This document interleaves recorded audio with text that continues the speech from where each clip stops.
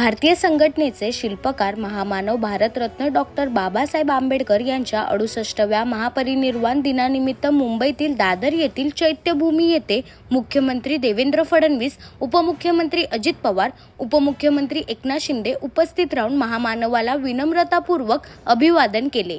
या प्रसंगी त्रिशरण बुद्धवंदनाही करण्यात आली। यावेळी राज्यपाल CP राधाकृष्ण, मुख्यमंत्री देवेंद्र फडणवीस, उपमुख्यमंत्री अजित पवार, माजी खासदार अमर साबळे, डॉक्टर बाबासाहेब आंबेडकर महापरिनिर्वाण दिन समन्वय समितीचे सदस्य नागसेन कांबळे उपस्थित होते।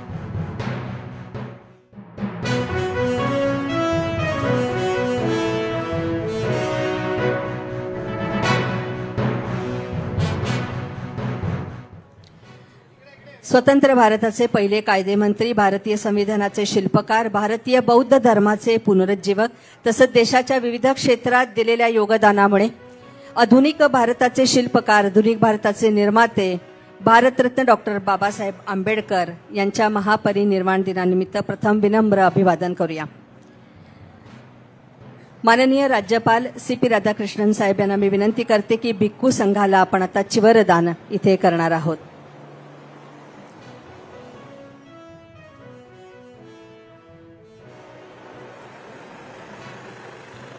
माननीय राज्यपाल साहेबांना मी विनंती करते की आपण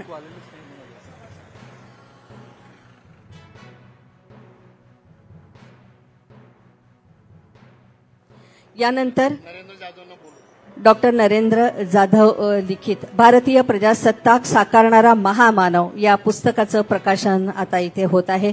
डॉक्टर नरेंद्र जाधव लिखित भारतीय प्रजासत्ताक साकारणारा मानव या पुस्तकाचं आधी प्रकाशन होईल माननीय राज्यपाल महोदय यांच्या हस्ते।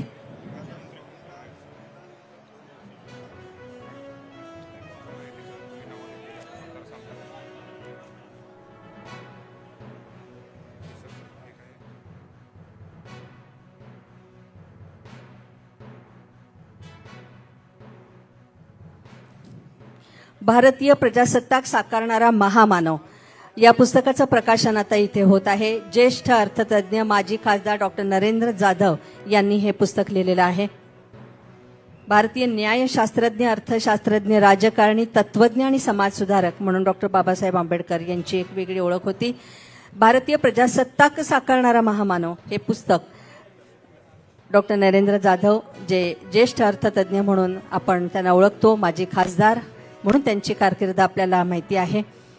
या पुस्तकाचं प्रकाशन माननीय राज्यपाल CP राधाकृष्णन साहेब यांच्या हस्ते इथे झालेले आहे। महाराष्ट्राचे मुख्यमंत्री माननीय देवेंद्र फडणवीस साहेब, महाराष्ट्राचे उपमुख्यमंत्री एकनाथजी शिंदे साहेब, महाराष्ट्राचे उपमुख्यमंत्री अजितदादा पवार साहेब यांच्या हस्ते इथे संपन्न होत आहे।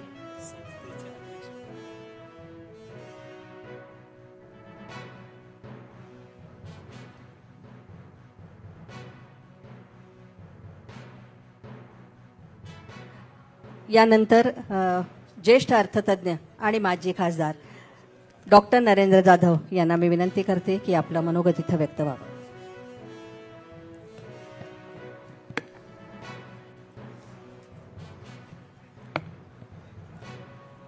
महामहिम राज्यपाल महोदय, माननीय मुख्यमंत्री श्री देवेंद्र फडणवीस, उपमुख्यमंत्री श्री एकनाथ शिंदे, उपमुख्यमंत्री श्री अजितदादा पवार, इतर मान्यवर बंधू आणि भगिनींनो, सर्वांना जय भीम. आपल्या सर्वांची क्षमा मागून माननीय राज्यपाल महोदयांच्या सोयीसाठी मी आज इंग्लिशमध्ये थोडंसं भाषण करणार आहे. Your Excellency, I am grateful to you for releasing my book, Dr. Ambedkar, भारतीय प्रजासत्ताक साकारणारा महामानव. I am also grateful to you for your kind words about me. Your Excellency, on this day, that is Dr. Babasaheb Ambedkar's Mahaparinirvan Day, 15 to 20 lakh people from all over the country, 15 to 20 lakh people from all over the country, they gather here to pay homage to the inspiring memory of Dr. Babasaheb Ambedkar. One of the unique thing about this, what happens this every day this year on 6th December, is that there is a massive book fair. Everything about Maharashtra is Maha. So you can say it is the Maha Book Mela. And people find it difficult to believe that in the 2 days here, books worth more than 2 crore rupees are sold in this Maha Book Mela. And mind you, sir, these are not entertainment books. These are the books which are thought-provoking. These are the books about Dr. Babasaheb Ambedkar. These are the books about Lord Buddha and thoughts and philosophy of Lord Buddha and Dr. Babasaheb Ambedkar. That enlightenment through books, is the true legacy, of the intellectual colossus that Dr. Babasaheb Ambedkar was. This year, I have added my own book to the book fair, my 44th book, which has just been released. And this is the book on the magnificent contribution that Dr. Babasaheb Ambedkar made in framing the Constitution of India. This is the 75th year of Indian Constitution, and that is why I have taken this opportunity to produce a book which gives the history of constitution making. Most of you will be aware that the constitution process actually began in 1895. The first constitution of India was made, a brief one, in 1895, and it was inspired by Lokmanya Tilak, as Annie Besant has said. After that time Dr. Ambedkar could not have contributed because he was only 4 years old. But after that, for remaining 55 years, there were 2 tracks. There was one track where the British did their constitutional reforms, and there was the track where the Indian leaders came up with their own versions of the constitution. And these 2 tracks finally emerged. They were unified in the Samvidhan Sabha or the Constituent Assembly during 1946 to 1950, and on 26 January 1950, the Constitution was promulgated and India became a republic. In this journey of 55 years, barring the first attempt, that is 1895, in all the remaining items to frame the Constitution of India, the one person who was throughout associated and actively involved was not Mahatma Gandhi, was not Jawaharlal Nehru, was not Sardar Patel. It was one and the only Dr. Babasaheb Ambedkar.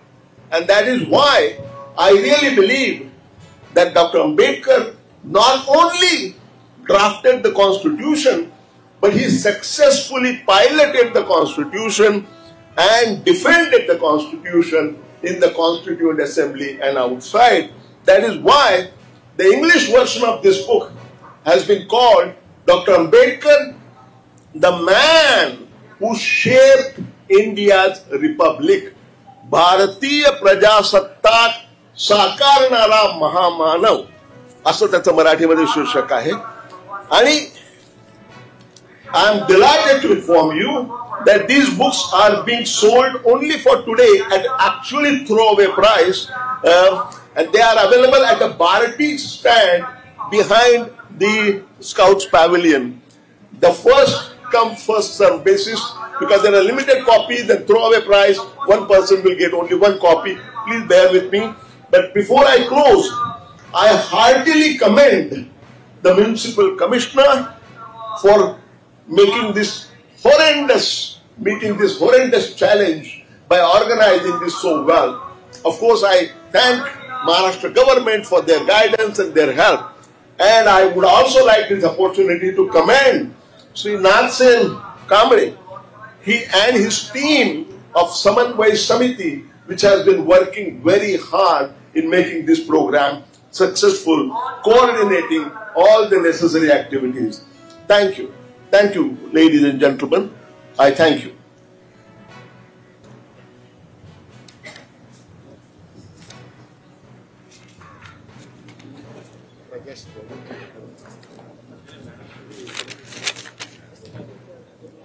Bhimrao Ambedkar Bharatiya Bauddha महासभेचे executive president doctor Rahul Bodhi Mahathero Akhil Bharatiya Bhikkhu संघाचे अध्यक्ष Nagsen Kamble general secretary doctor Babasaheb Ambedkar महापरिनिर्वाण दिन समन्वय समिती यांचं हे कौतुक.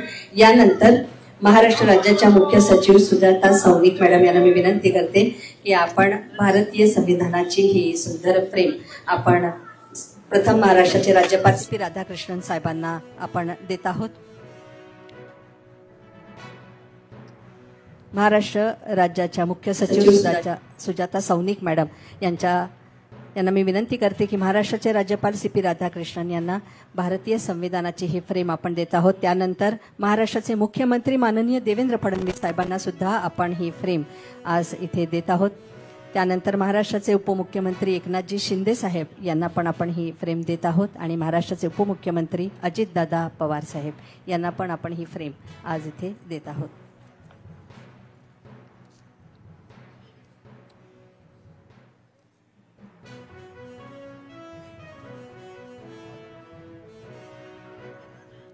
उपमुख्यमंत्री अजितदादा पवार यांना आपण ही फ्रेम देत आहोत.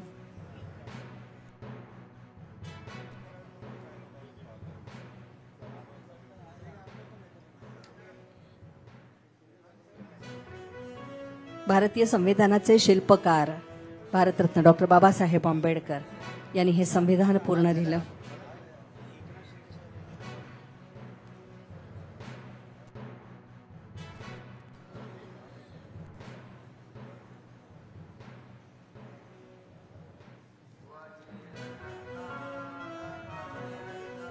भारतीय संविधानाची ही प्रत आपण एका फ्रेम मध्ये कटिबद्ध केलेली आहे.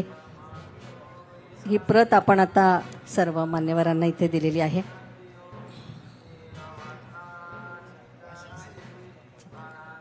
यानंतर उपमुख्यमंत्री अजितदादा पवार साहेबांना मी विनंती करते की आपण आपलं मनोगत इथे व्यक्त करावं. महाराष्ट्राचे उपमुख्यमंत्री अजितदादा पवार साहेब.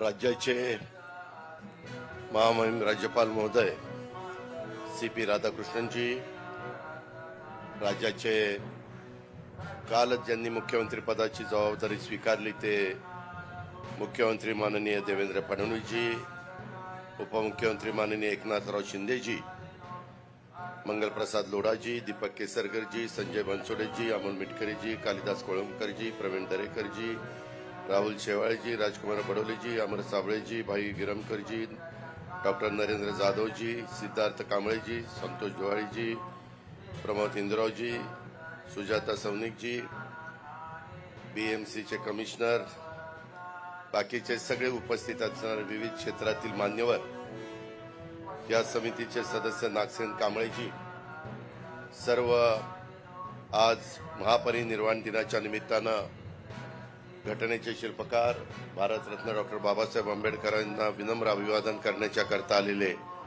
लाखो अनुयायी, पत्रकार मित्र, बंधू भगिनींनो आणि माझ्या तरुण मित्रांनो, आज मानवतेच्या कल्याणाचा मार्ग ज्यांनी जगाला दाखवला, युगपुरुष महामानव डॉक्टर बाबासाहेबांना त्यांच्या महापरिनिर्वाण दिनाच्या निमित्तानं सर्वप्रथम मी विनम्र अभिवादन करतो, त्यांना वंदन करतो।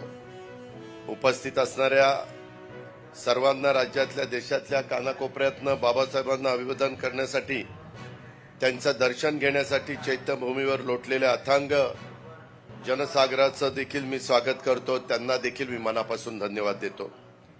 देशाला एकतेच्या, समतेच्या, बंधुत्वाच्या नात्यांनी बांधण्याची ताकद डॉक्टर बाबासाहेबांच्या विचारांमध्ये, त्यांनी दिलेल्या संविधानामध्ये आहे आणि त्यामुळं बाबासाहेबांच्या विचारांना आणि भारतीय संविधानाला देखील मी वंदन करतो। कालच दिनांक 5 डिसेंबर राज्यातल्या महायुती सरकारचा शपथविधी सोहळा देशाचे लोकप्रिय पंतप्रधान नरेंद्र मोदीजी साहेब आणि अनेक केंद्रीय मंत्री, अनेक राज्यांचे मुख्यमंत्री आणि हजारो नागरिकांच्या साक्षीनं त्यांच्या उपस्थितीमध्ये आझाद मैदानावर पार पडलेल्या उभ्या भारताने पाहिला, उभ्या महाराष्ट्राने पाहिलं। जनतेचं प्रचंड बहुमतानं पुन्हा एकदा निवडून दिलेलं हे महायुतीचं सरकार भारतरत्न डॉक्टर बाबासाहेब आंबेडकर यांचे विचार आणि भारतीय संविधानाला आदर्श मानून कारभार करणारे हे मी स्पष्टपणे सांगू इच्छितो। आता आणि यापूर्वी सुद्धा राज्याच्या मंत्रिमंडळात कोणत्याही पदावर काम करताना, कुठलाही निर्णय घेताना तो व्यापक जनहिताचा, राज्याच्या, देशाच्या विकासाचा असला पाहिजे। आम्ही घेतलेल्या निर्णयातून या राज्यातल्या दुर्बल, वंचित, उपेक्षित बांधवांच्या जीवनात आनंद निर्माण झाला पाहिजे याची काळजी आम्ही सर्वांनी कायम घेतलेली आहे। यापुढे देखील आमच्याकडून घेतला जाणारा प्रत्येक निर्णय हा भारतरत्न डॉक्टर बाबासाहेब आंबेडकरांच्या विचारांना डोळ्यासमोर ठेवूनच घेतला जाईल असा विश्वास मी या निमित्तानं देतो। पुन्हा एकदा बाबासाहेबांना विनम्र अशा प्रकारचं अभिवादन करतो। जय हिंद, जय महाराष्ट्र, जय भीम। धन्यवाद सर। यानंतर महाराष्ट्राचे उपमुख्यमंत्री माननीय एकनाथजी शिंदे साहेबांना मी विनंती करते की आपण इथे मनोगत व्यक्त करावा।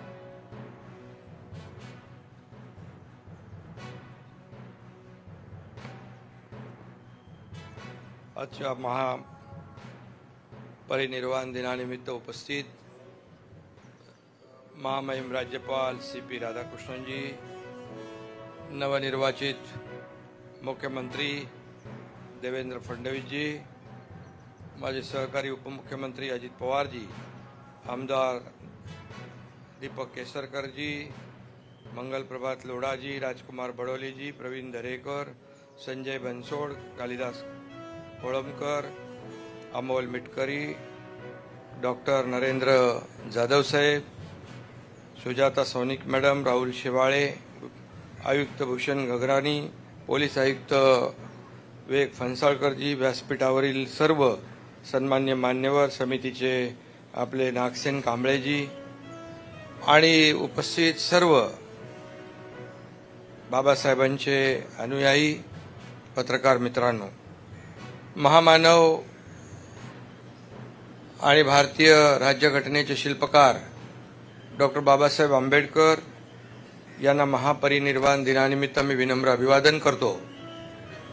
आज खरं म्हणजे देशाच्या कानाकोपऱ्यातून बाबासाहेबांचे लाखो अनुयायी त्यांना अभिवादन करण्यासाठी चैत्यभूमीवर आले आणि त्या सर्वांनाच माझा आदरपूर्वक जय भीम।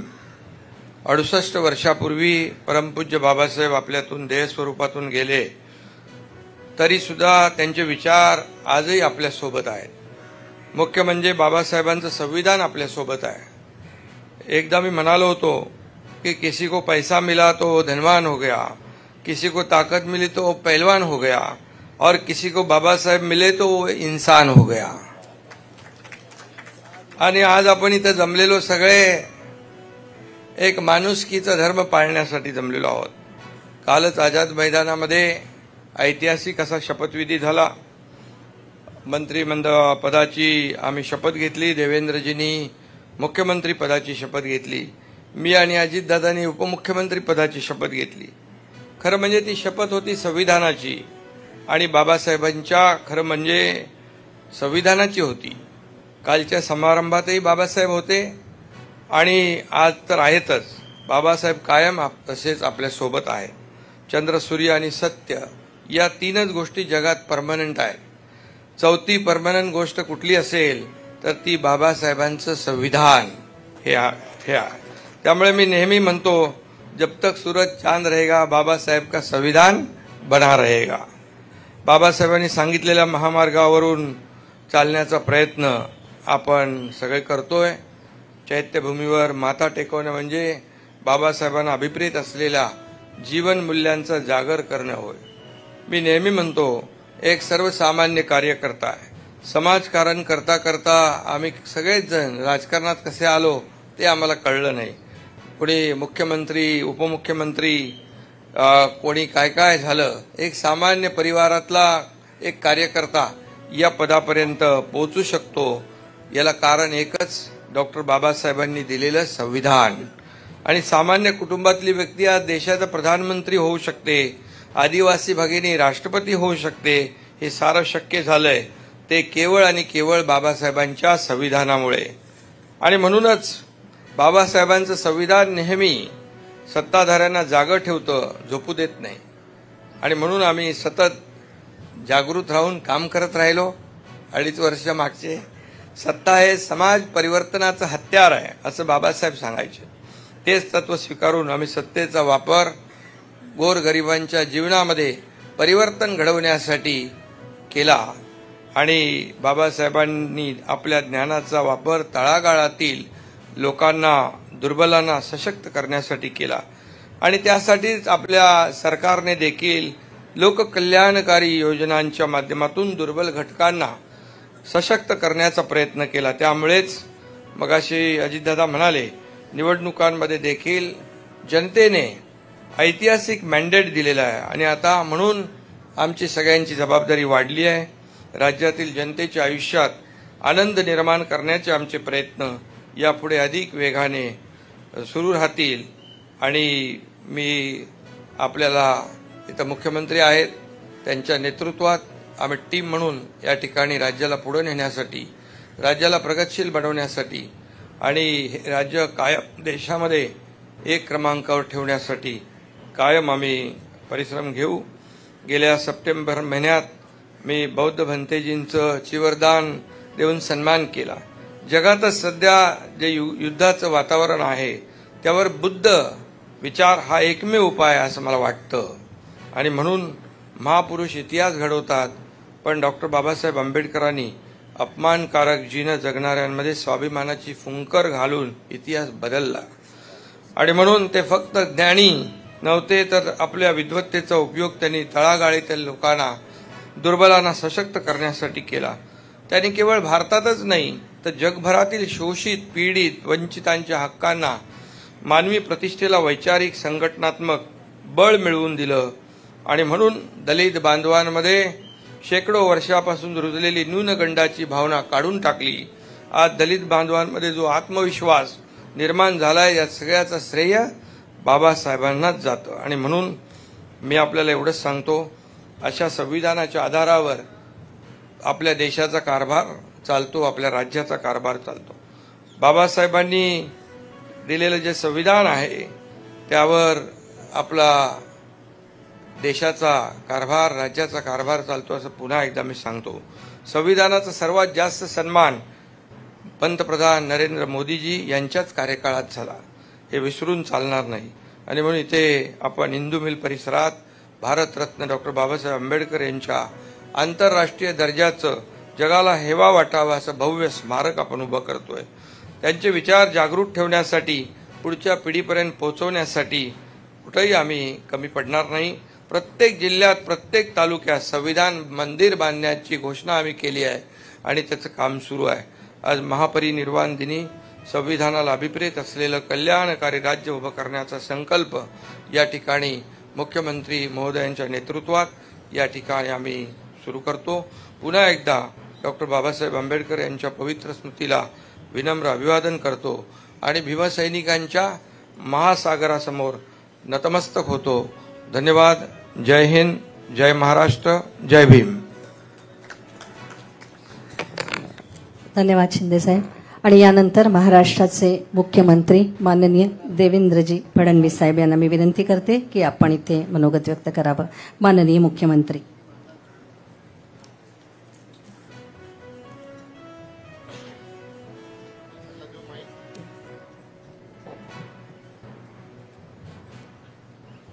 महाकारुणी तथागत भगवान गौतम बुद्ध आणि क्रांतीचे महासूर्य भारतरत्न डॉक्टर बाबासाहेब आंबेडकर यांना मानवंदना अर्पित करतो।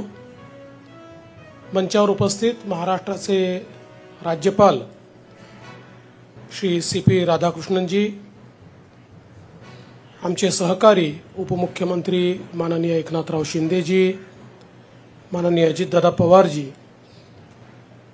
ज्यांनी अतिशय सुंदर अशा प्रकारचं पुस्तक आज आपल्या सर्वांना या ठिकाणी प्रकाशित करून भेट दिलेलं आहे, ते माननीय डॉक्टर नरेंद्र जाधवजी, मंगलप्रभात लोढाजी, दीपक केसरकरजी, प्रवीण दरेकरजी, संजय बनसोडेजी, कालिदास कोळंबकरजी, भाई गिरकरजी, राजकुमार बडोलेजी, अमर साबळेजी, अमोल मिटकरीजी, राहुल शिवाळेजी, नागसेन कांबळेजी, मुख्य सचिव श्रीमती सुजाता सौनिक, श्री भूषण गगरानी, श्री विवेक फणसाळकर, श्री संजय यादव, या ठिकाणी आमच्या या समितीचे सर्व पदाधिकारी आणि उपस्थित सर्व भगिनी आणि बंधूंनो,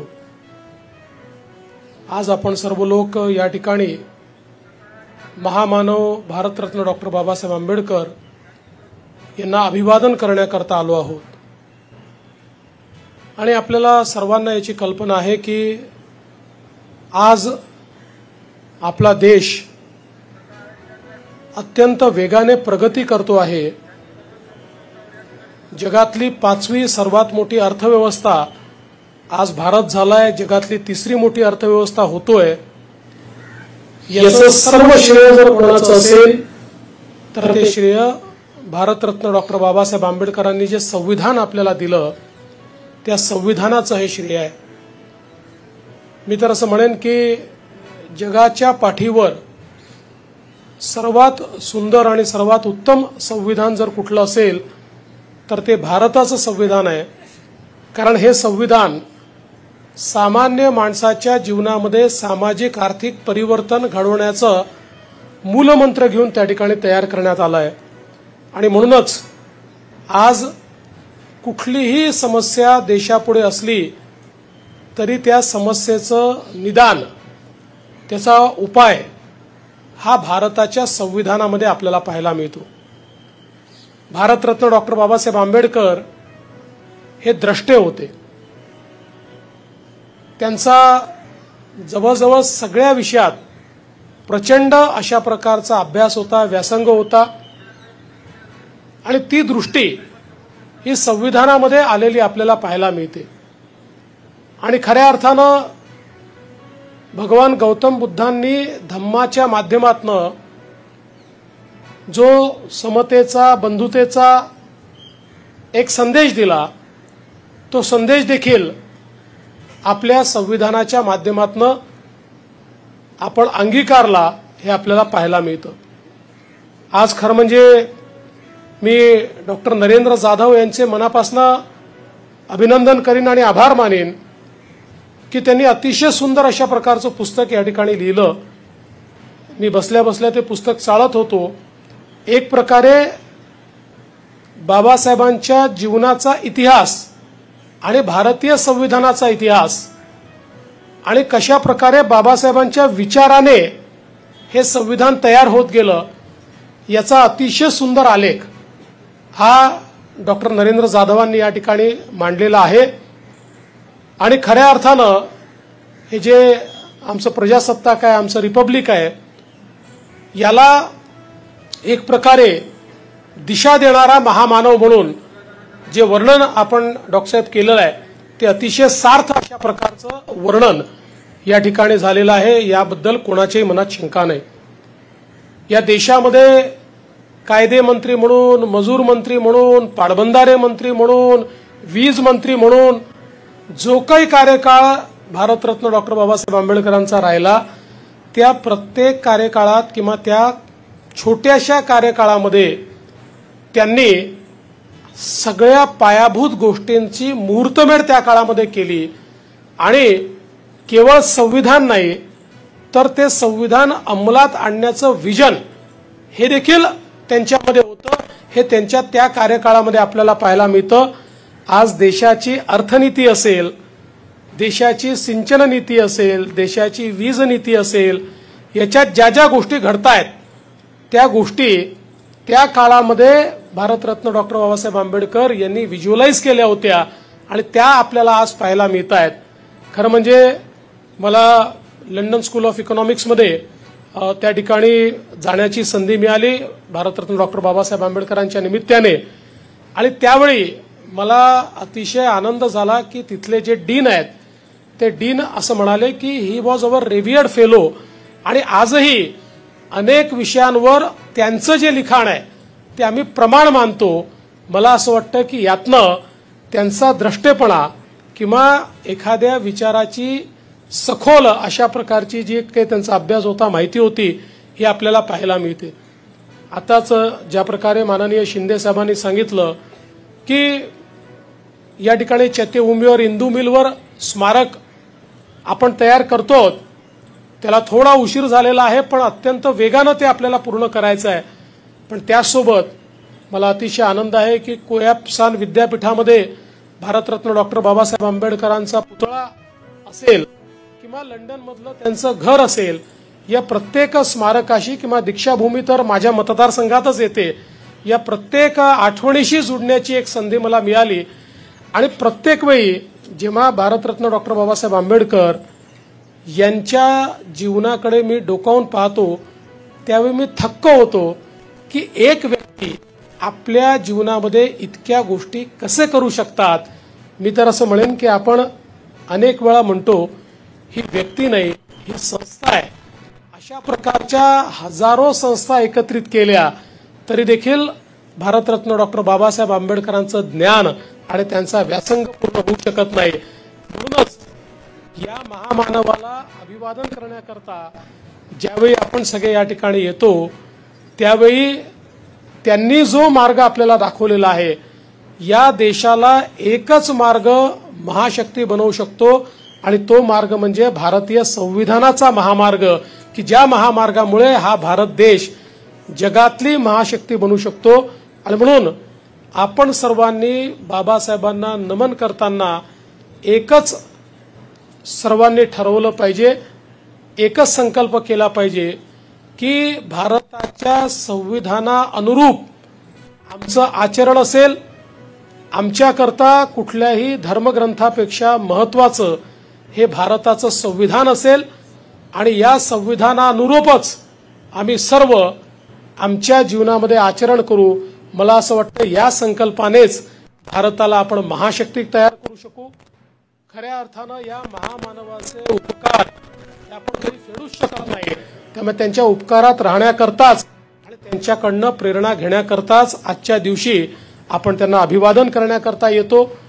मी या ठिकाणी भारतरत्न डॉक्टर बाबासाहेब आंबेडकरांना अभिवादन करत असताना पुन्हा एकदा आमचा कृतसंकल्प जाहीर करतो की जे कार्य आम्ही करू ते संविधान अनुरूप करू आणि काम करत असताना समाजातला जो शेवटचा व्यक्ती आहे, जो वंचित आहे, त्या वंचिताचाच विचार हा पहिल्यांदा आमच्या सगळ्यांच्या मनामध्ये असेल.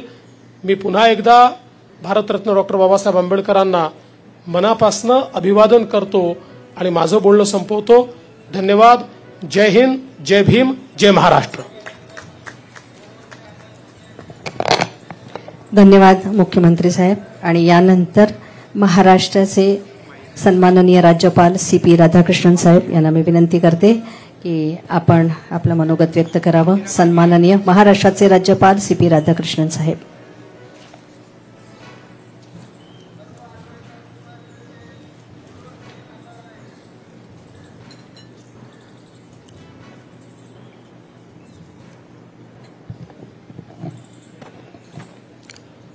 I touch and salute the holy feet of Bharata Mata, the most powerful and the most merciful. Today, we are worshipping the great son of Mother Bharat, Dr. Babasaheb Ambedkar ji, on his 68th Mahaparinirvan Din at Chaitya Bhumi in Mumbai. On this day, the new Chief Minister of Maharashtra, Shriman Devendra Fadnavis ji, the Deputy Chief Minister of Maharashtra, Shriman Eknath Shinde ji, and our Deputy Chief Minister, Shriman Ajit Pawar ji, Shri Kolidas Klomakar ji, Shri Dilip Karsagar ji, Shri Mangal Prabhat Loda ji, Shri Sanjay Bansode ji, Shri Amar Chaple ji, Shri Praveen Tarikar ji, Shri Rajkumar Badole ji, Shri Amol Mitkari ji, Shri Narendra Jadhav ji, the ex-member of Parliament Rajya Sabha and a great scholar who has written the book on our great Babasaheb Ambedkar ji, which was released today, and Shri Naksen Kamble ji, Shri Babarao Ambedkar ji, Executive President Bharatiya Buddh Mahasabha, Dr. Rahul Bodhi ji, President Akhil Bharatiya Bhikkhu Sangh, the officials, Chief Secretary, Commissioner, BMC, the leading police officials, Bhaiyo Begano, सबको नमस्कार।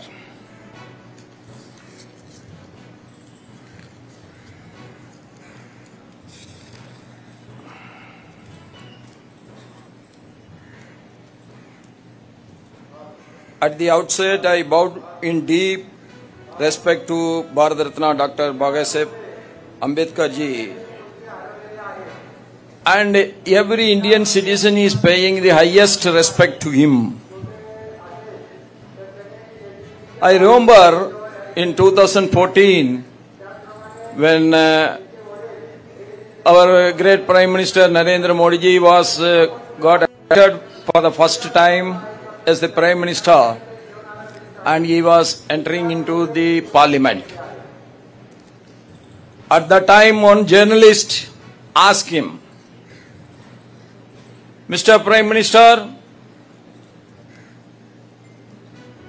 which moral you are going to follow as the Prime Minister? The moral of Quran, or the moral of Bible, or the moral of Gita?" Without any hesitation, our Prime Minister has said, "I am going to follow the Constitution grafted by our great Babasaheb Ambedkar ji." That is the great contribution of our Babasaheb Dr. Ambedkar ji to the nation. That's why our country is a strong democratic republic even today, and it will be there forever. And it is a remarkable event because I have seen very orderly long queue of thousands, indeed lakhs of people waiting patiently and with remarkable discipline to pay their homage to Bharat Ratna Dr. Babasaheb Ambedkar ji. I was informed that the devotees came here not only from different districts of Maharashtra but also from various states across the country to salute the life, vision and legacy of Dr. Babasaheb Ambedkar ji. Their unwavering love, reverence and discipled contact are truly inspiring. I convey my grateful appreciation to all the followers for upholding the sanctity of this occasion and this sacred site. I also commend the government of Maharashtra, the BMC, the state police and the Dr. Babasaheb Ambedkar Mahaparinirvan Din Samanvaya Samadhi and all the organizers for the excellent arrangements they made for this occasion. Dr. Babasaheb Ambedkar ji is revered across India as the principal architect of our constitution for countless Dalits and other marginalized communities. He is a beacon of hope and messiah of social justice, a towering scholar, journalist, educationalist, legal expert, social reformer and political visionary. Dr. Ambedkar's contribution to our nation are unparalleled. Not only he is a great scholar, not only he is a great educationist, he is not only a great social worker, a social reformer, but above all, he is the most great nationalist of this Mother Bharat. That is where Ambedkar ji is a great man. There were so many offerings for him to convert to the religions which originated not from India but from foreign soil. He refused. He adopted the religion from this soil, that Buddhism he adopted. Why he has done it? Because his love for this soil is more than anything. In spite of his hardship, throughout his life, he has done this.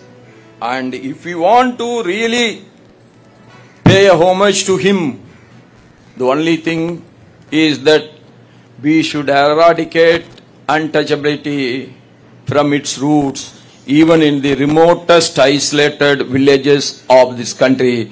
That is the only great homage we are paying to him. If the untouchability is not called as a sin, there is no big sin than this in the world. Just because he is born in a particular community, the others have no right to treat him as untouchables. That is where our Ambedkar ji has spent his whole life journey for equality, brotherhood and self-respect. That is the outstanding personality of our great Dr. Babasaheb Ambedkar ji. Last week when we met in Raj Bhavan, he told me the book chronicles India's journey towards becoming a sovereign democratic republic and highlights Dr. Babasaheb Ambedkar's monumental contributions in grafting our constitution. It is not drafting the constitution, but it is grafting the constitution, that he has created the constitution so that it will strengthen the Bharat and its democracy, and it will lead as a democratic republic all the time. Certainly this book could not have come at a more appropriate juncture than now, when India is celebrating 75 years as a democratic republic.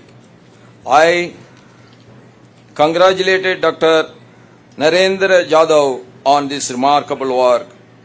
In my role as Governor and Chancellor of Universities, I will recommend the book to the students and the scholars of all the universities.